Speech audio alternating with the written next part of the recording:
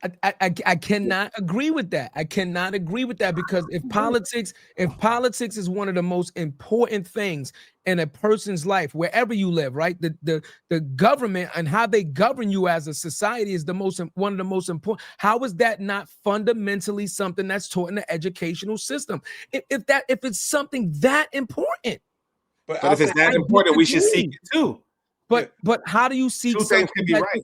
no, I'm not saying you're wrong, Cuzzo. Yeah, What no, I'm saying is, how do you know what to seek if you don't know what you're looking for? And by the time you figure it out, let's talk I'm with you. realism, I'm Cuzzo. with you. I'm with you. By the time that you understand really politics is the end of high school, right? High school going into college, right? So look how many years you've wasted already of your education. You understand? Then you expect somebody to play catch up now? There's not no pre-K books on how to Right, be the president, that's what I'm and saying. you can be the There we president. go. This is how There you we do it. go. Case is not hearing that. What is the president and why is he important?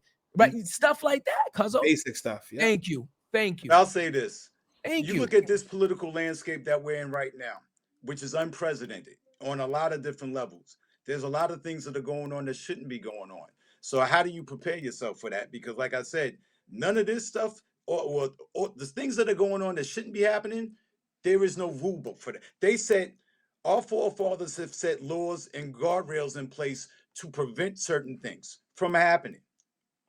A lot of those guardrails are getting pushed and demolished to the side because they're letting Trump have his way.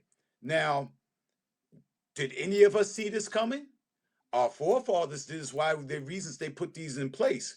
But the whole political landscape is changing right in front of our faces right now. So it's like, how do you get prepared for something that ain't even supposed to happen? Because the whole rule book is being changed right in front of our faces every single day. Every day. That's why you have Representative Jasmine Crockett and everybody else up in arms about what's going on. And now she's being redistricted out of her own area. If that map goes through, she's redistricted out of her area, and the chances of her getting voted back in for Congress are zero. Now, all the people in those areas in Texas that had representation through them by her no longer because of what's being done now. So, like to say, the rules of engagement have changed and they're changing every day. But if we don't go out there and, like Obama says, don't boo vote, if you don't go out there and vote to vote the right people into office and to fight certain things and to stand up for these narratives, we are all in trouble. I got a question for you though. I want you to think about this. I'm glad you said that. You said we're in an unprecedented state right now, and the person that's in power, let's use the word in power, is changing all the rules. Then you said our forefathers created the rules. Think about what you're saying though. The same type of people, forefathers that created the rules, were in power.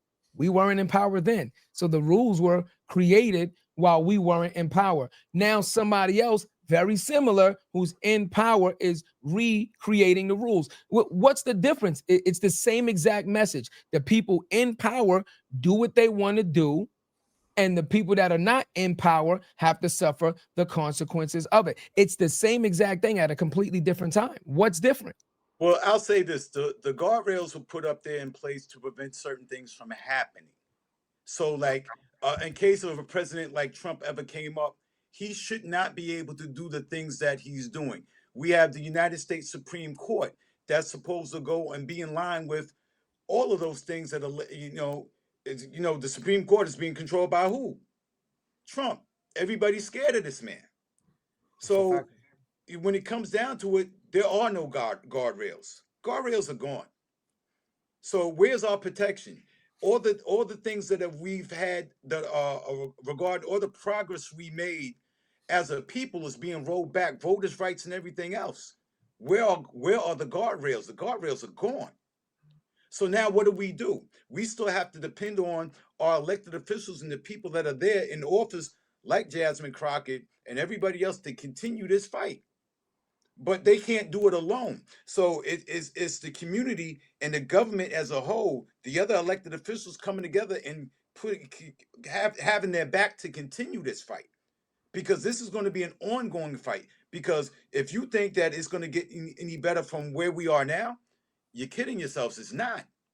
That's a fact. They taking books out of schools that the kids can't even read no more, where you can't even really know about your history. Why? I want to get to the comment you put up, Cuzzo, because we got a Yeah, comment for Al. YouTube. Al Shout said you can't prepare for changes that you have no power over, right? If they don't follow the rules, but the rest of us are expected to, there's nothing that can be done. They are allowing all of this. What do you have to say? Yeah, that's Al. Shout out to Al. What do you have to say in response to that? He's right. Okay. He's 100% correct. I'm not. There's no disputing that. 'Cause like I Okay. said, look at what's going on now. But the thing is, like I said, the scary part is knowing that this man is looking to stay there and rerun in 28. You know, so we have to come together as a people, and come together out there in numbers. Yeah, they're gonna try every trick in the book to discourage you from voting. Every trick in the book. But it's going to be up to us to continue to go out there and to stand our ground no matter what, and not leave that voting area until you voted. Yeah, I just wanted to say it's politicians are some of the worst marketers in the world, and the best marketers are the best politicians. You know what I'm saying? That's why he is who he is. That's why the mayor of New York City, right? He's run a flawless campaign. He's about to win just off of what he's done on social media, straight up and down. So like, I just want people, we're going to say like, yo, we need the education, but it's also up to us to educate the people. We have to sit there and go and be like, yo, look, this is why you need, this is why it's important, this is why it is. And we get the numbers, we get the masses, then the change happens. But sometimes we don't even know. It's like a vote. You say, go out and vote. It's like your taxes. I don't know where my fucking tax dollars go to. See? I don't know my fucking tax. And I'm just being honest. Keep going. I don't know where it's going Keep to. going. Is it fixing a bridge? Is it paying this? Is it doing that? All I know is shit is fucked up where I'm from. Right. Oh, I would say when it comes down to that. Wait, before you answer, Rev, Honorable Kev, and how long have you been working collectively since you were able to work to now? I started. You talking about? No. Cuzzo, how long have you been working now? I've been working since 14. Okay. How old are you now? I'm 37. You understand what I'm saying? Look at the work history, and then look at what he just said.